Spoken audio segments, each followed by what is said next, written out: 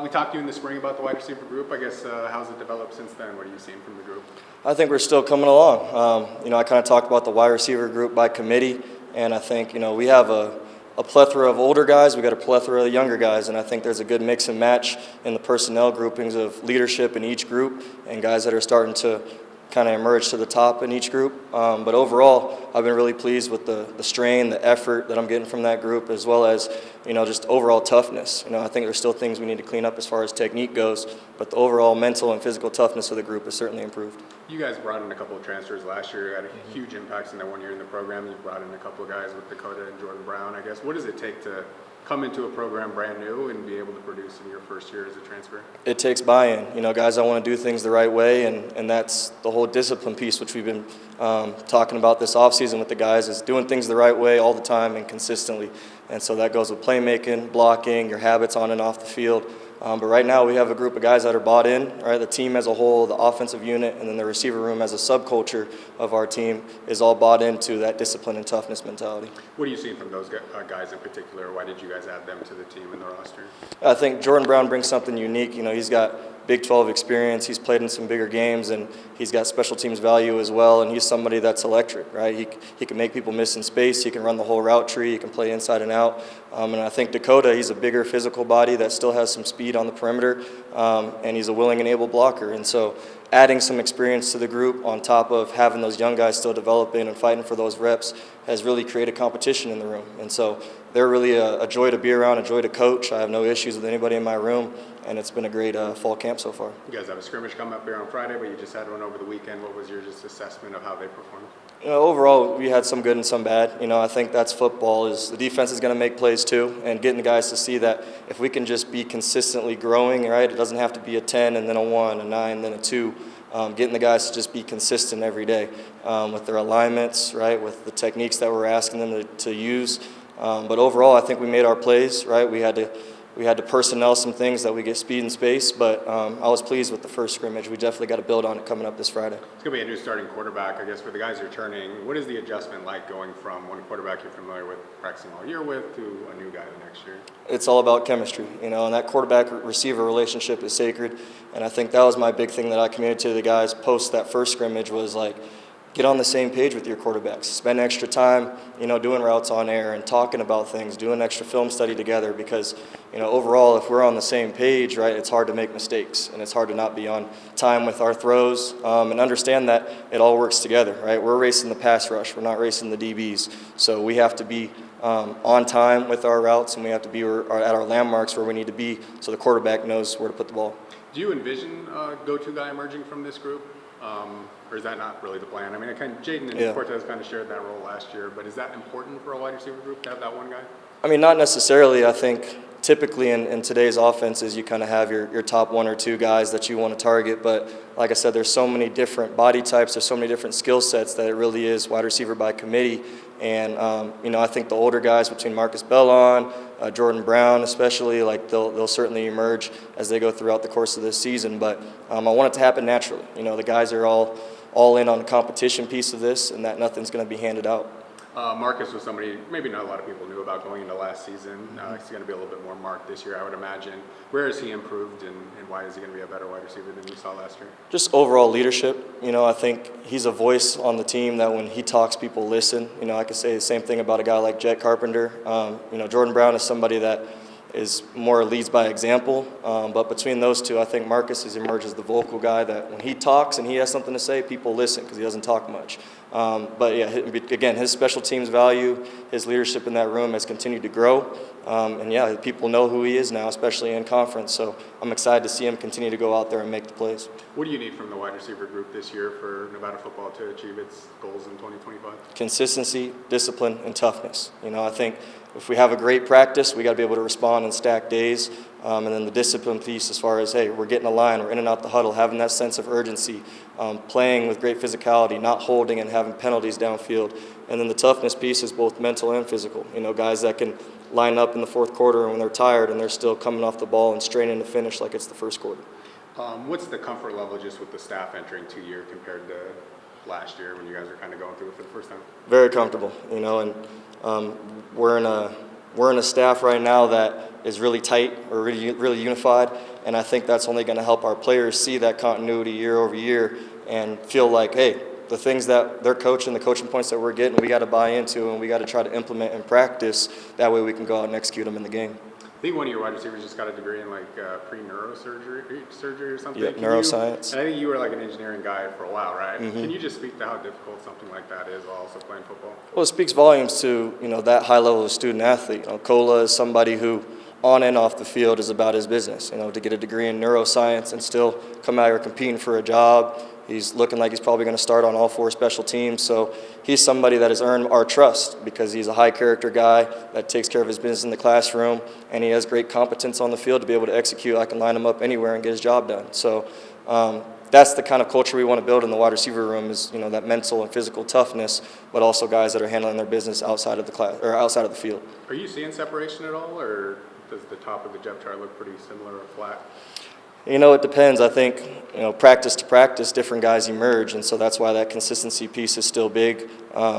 Because I'm not just going to play the older guys because they're the older guys. I'm going to play the best 3 to 4 that can go out there and help us win football games. And so they know that, and they embrace that competition, and they like to attack every day with love. So everything they do is out of love. They're going to compete with each other, compete with the DBs, but, we dap up, shake hands in the locker room afterwards. We talked a little bit about Chubb earlier, but what are you seeing from him? I know this is a big year for him, kind of make or break, 6th year in college, first time to be a starter in the season opener. I guess what is the potential you see in that guy? He's a lot more decisive, right? As far as his decision making, like he's going through his progressions, he's getting the ball out, right? He's a dual threat quarterback that can do some special things with his feet. So he's somebody that has really emerged in that role as, hey, I am the guy. I got to take control of this room, and the offense follows as the quarterback goes. So I think vocally as a leader, right, he's definitely emerged, and I think also with his play, he's just more consistent, playing better, and he's putting the ball where it needs to be. So I've been really pleased with Chuba and his development. Marshall Brown's a local guy. What do you see from him this year? How's he improved? Big body guy that I trust with my job. What I'm saying? Like he's somebody I can line up anywhere, and he's going to go make a play. I had a great conversation with him yesterday about what has changed, and he was just like, Coach, I'm just bought in because I know I got to execute the things that I'm being coached to do for my brothers, and I want to see this whole team have success, so I got to do my 1%. And so he's somebody that has matured quickly, and always love having local talent here at University of Nevada, and he's somebody that has been a blessing for the wide receiver room. How do you know when a guy's bought in? How does that manifest? How do you see that? At this stage of my life, it's kind of a look in their eyes. I think I'm a little bit younger and closer in age to some of these guys, so I have those experiences still fresh in my mind of what it was like for me to be a student athlete at this level in this conference. And so sometimes it's just a look in the eyes. Sometimes it's how they get in a stance. I would consider myself a wide receiver Puritan. Like sometimes just how they get out of the huddle and get lined up tells me everything I need to know if they're ready to play or not. And so those are the things that we're continuing to improve on and be consistent on is, hey, we got to do every little detail right before the play even starts. When you look at going back to Wyoming, is that game going to mean something special to you, given the impact that the Cowboys and Laramie had on your life? No doubt. It's going to be an afternoon kickoff in November, which not a whole lot of guys have a lot of experience of, but, myself, honestly. And so that's a big game, not just for me, but for this team, because, it doesn't really matter who we play. We want to go in and we want to execute to our highest level and always come out with the victory. So I know I'll be amped up for that game, and I'm going to get my wide receivers ready to play for sure. But that'll be a special game, kind of a homecoming game for me. It can be a cold place. What was your memory of going there on an official visit and saying, oh, no, I want to actually live here? Yeah, there was a complete snowstorm on my official visit, and that was something that I just embraced. That attitude of discipline and toughness was something that I learned from Coach Bowl as well. But I think it's a mentality. You got to take the field regardless if it's 0 or 100, and we got to get the guys ready to play. So a lot of times I just turned my brain off and I just got to work, And I guess how's the vibe personally heading into your swan song season in college? Personally, got to go out with a bang. Feeling good. Body feels good. Love our new schemes with our new OC. Quarterbacks look good. So I'm excited. Got to go out with a bang. How would you describe what going out with a bang would look like in 2025? A bang would go out with, for sure, a lot of wins and a lot of touchdowns and a lot of yards. Do you bring a different confidence into this season just based on how you played last year, or did you always think you were that guy? I've always had a lot of confidence because you have to, but I think the last year, it's kind of like in high school. Like my senior year, I had way more confidence than I ever did, and now, same thing. You get a little bigger, faster, stronger. So on the preseason all-conference team as well. Did that accolade mean anything, just given the journey it took even just to get to the FBS level? I mean, I think it's super cool to be recognized like that, but I don't know if it really means anything. I think you got to go out there and do stuff to give it any meaning. But it's cool to be recognized and people feel that they have that potential, or you have that potential. So. What do you like about the wide receiver room? Obviously, some new guys and some older, younger guys trying to crack into the rotation. I would say, first, I love our camaraderie. Everybody gets along great. There's no bad blood in the receiver room. Everybody wants the best for each other. And I would say the freshmen have came along great. For the most part, they don't play like freshmen at all. They know the playbook pretty well. There's a few things here and there, but other than that, I think they look pretty solid, and we're going to have a great group. Sounds like you're one of the big leaders of the group, maybe a little bit more vocal than other guys, I guess. How do you assess that role? And, you got to perform on the field, but you also got to bring the whole group along. I'm not very much of a vocal guy. I would say more CB and JB are more of the vocal guys in the room, but I'll talk when I need to. I like to lead more by action, if anything, work hard always, that sort of deal. But, I mean, I'll be vocal if I need to, but I'm not a big rah-rah guy. Seems like everyone's talking about how this group's more disciplined, more bought in, more together. I guess, how have you seen that manifest? What are some examples that makes you guys believe that whatever adversity hits you guys, you're going to stick together throughout the season? Well, I mean, to start, that was one of the things we preached all offseason was discipline, because that was their biggest killer last year. So I would say just preaching that and everybody working to be disciplined. When it's not right, fixing it. I think a few times last year it was not right, and it was kind of like, well, just leave it be. But now it's like if it's not right, fix it, run it again, or you're out, that sort of deal. So I think just being more disciplined in the end. I mean, people that watched us last year, they know that's how we racked up. Almost probably half of our losses was undisciplined. So I think it really just comes down to that. Where do you feel like you're going to be better this year, just with the offseason and getting better and training? Like as a team? You individually. Individually, I think probably just being smarter on route running, seeing the coverages quicker and being able to recognize where their weaknesses are. I think that comes over time of repetition of seeing the plays over and over and over and these coverages over and over. But yeah, just being confident in my reads, especially on choice routes. Seems like you're kind of one of the faces of the program now. That's got to be a pretty cool feeling, just growing up not too far away. When people think of the football team, they're kind of thinking of you. Does that mean anything to you? No, I think that's super cool. I think that's awesome. Where I went to high school, not a lot of players play in college. So I think this, and Joe Birnbaum, he went to my high school. I think me and him can help show the people in Truckee do have talent. We're not the fastest or the strongest, but we can still make stuff happen. I know Joe's not at your position, but you catch his eye, like looking Joe's at him the man. and helping him. I guess, what's been your impression just in his first fall camp? Joe came in ready to play. He runs the ball super hard. He breaks tackles. He's fast. He can play special teams. It's definitely a steal. When did you first hear about him, just having those routines? I'd say I probably heard about him probably like his junior year, maybe the first time after they won state. And I knew one kid had a lot of touchdowns. And that was him. And then I never really actually got to meet him until last season. I met him after one of his games in Truckee and after one of our games here. Great dude, but yeah. So that's how I met him, was seeing that he had 40 touchdowns probably. What do you tell him to give any advice to get used to this level? I just say keep working. I mean, we joke because there'll be like runs outside, and I'm like, it ain't high school anymore where you can just cut outside and 80 yards up the sideline. And he's like, nope, I realize the speed. Speed's the difference, I think, is the biggest difference between high school and college. Seems like, Chuba's kind of got that number one quarterback job. I guess, what do you see in his immediate future? What is he going to do for Nevada football this season? I see experience and lethal. He's if you stop the pass, you better be able to stop his legs. So I think he's very good. He's got a lot of experience, like I said, and throws a good ball, can run. He's pretty much the complete college quarterback package that you would want. I mean, it seems like quarterback leadership is so important. It seems like he's just a guy that kind of gives off positivity, like you're around him, and it makes you happy too. No, he's very positive guy. He's contagiously positive, always happy, always up in spirits. He's great dude. So you hit the portal and Nevada reaches out. I guess, how was that connection made? Did you know people over here? Oh yeah. So James Price, my receiver coach, he was actually at the University of Kansas, but he had got there the year after I left and got to Texas Tech. So when he hit me up, one of my best friends who played at University of Kansas with Coach Price, he was like, he put a word in for me. He was like, yeah, Jordan, yeah, he's the guy, like somebody you should go get, because Price told me he was always looking at my film while I wasn't at Kansas and stuff, and he always liked me and stuff, but we didn't know each other. So when I had got the call from him, I was happy and surprised and stuff. And then on top of that, Charles Brown and Nathaniel Floyd. I played with Nathaniel Floyd at Texas Tech, so I knew him already. And Charles Brown, I've been knowing him since like middle school. So that was like a big opening to me too, coming this far away, because it's the farthest I've ever been from home. So like them two being here, it made it more comfortable. And then when I came on my visit, it was just love off the rip. Coach Choate, Coach David Gilbertson, even Coach Price, man, it was just the love and the energy. And my mom and my big brother was with me. So, like, you know, when your mom is saying something good about it, like, this might be the place. So, like, I felt home immediately.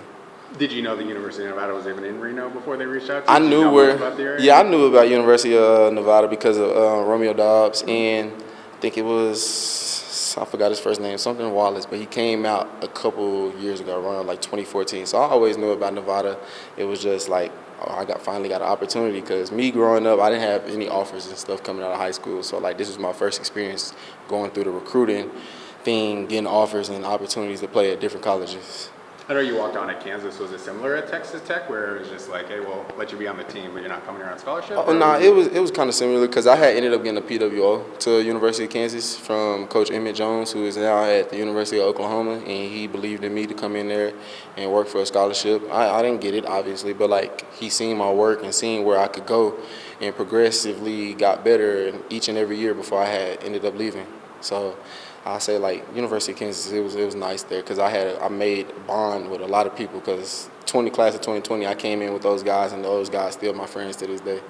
But having played in the Big 12 pretty considerably, I guess, how does that help you as you come to a new conference? Oh, yeah, it helps me a lot, because being in the Big 12, you see a lot of different disguises of defenses and different types of tendencies with everybody else, even in offenses. So I ran a spread offense over there. It's a different offense here, but it's kind of similar. We just huddle up now. So I say being in the Big 12 for a couple of years, that really helps me and gives me an advantage over a lot of people. What do you hope to bring this offense? I hope to bring explosiveness, love, and a lot of touchdowns. I mean, pretty big battle. I mean, it's not like the starting jobs are won by anybody entering fall camp. What's that battle been like? Oh, yeah, everybody, just like Marcus was saying, everybody's competing, everybody loves each other, everybody wants to see everybody win, and we all just be out there critiquing each other, helping each other out with whether it's catching the ball, getting open on the route, the play, whatever. It's all, everybody loves each other, everybody wants to eat. So, and Coach Price knows that too. So the receiver room, we just locked in together. What do you think's been your strengths to take you from a walk-on to somebody playing in the Big 12 and now being counted on to play a big role in Nevada? I say just the work ethic. My work ethic always been just keep your head down and grind. Even when I came out of high school with no scholarship, just always said keep your head down and grind, trust God, and you know the scholarship is going to always come. And that's something my mom always told me, to just stay positive. Yeah, sometimes things is not going to go your way, but it's always in God's plan. God always have a story for you, and I just always told myself to just keep working, and it's going to come. You got experience at kick return and punt return. Is that something you're trying to do here in Nevada? Yes, sir. Focus on wide receiver, I guess. What can you bring to the special teams group then? Obviously focusing on wide receiver, but I'm trying to be everywhere. Kick return, punt return, gunner. I'm trying to be do anything possible to help us get a lot of wins, get us to a bowl game, and bring this university back up to where it's supposed to be. I know you were here in the spring, so this isn't your first impression in fall camp, but when you come into a new program, like, how do you earn a coach's trust to be able to get that extensive playing time? First off, knowing the playbook. You got to know the playbook, got to be trustworthy, and obviously when you get out there and you know the playbook, you got to make plays. So that's really how I got the trust from all the coaches and stuff, just being consistent in what I'm doing and being consistent on and off the field. So that's how you really gain the trust of everybody. I guess away from the field, what have you enjoyed about being in Northern Nevada, being in Reno? So here's my first time over here, so like seeing the mountains, just going to Lake Tahoe, just being with my friends out here, and like Charles Brown been out here, so he's showed me a lot of places and stuff like that. It's still a lot of exploring I got to do, because I'm a homebody kind of, so it's a lot of exploring I got to do, but I love Reno. It's the atmosphere here, the people, the fans, and everybody is just, it's loving here. You seen snow before? Yeah, I've seen snow. Okay. It snowed in Lubbock and in Kansas, so Lubbock, wow. yeah, it's crazy, because in Lubbock it's a desert, so like when it get cold, it does snow. Going to go play against Penn State to open the season. You've been in some big stadiums. What's going to be the message to your guys about, walking into Beaver Stadium and feeling like you belong there? Come in, go hard, treat it like a regular football game. We just know we got to be a step ahead of them, obviously, because they're a bigger conference and this and that. But I tell everybody in the locker room, they put their pads on and their helmets on the same as us. So we just got to go in there and play hard, and play fast. What are your individual goals this being your last year in college? So my individual goals, I say, just really just being like All-American, just being a big part of the offense, having a lot of yards, having not even just a lot of yards, helping my teammates out, just not being selfish, and just having everybody around me eat and just surround great energy around the whole offense, not even just the offense and defense. So that's my biggest goal this year. Obviously, my stat-wise, I want a lot of numbers and stuff too, but it's all about the team. It's a team sport, so that's what I worry about a lot.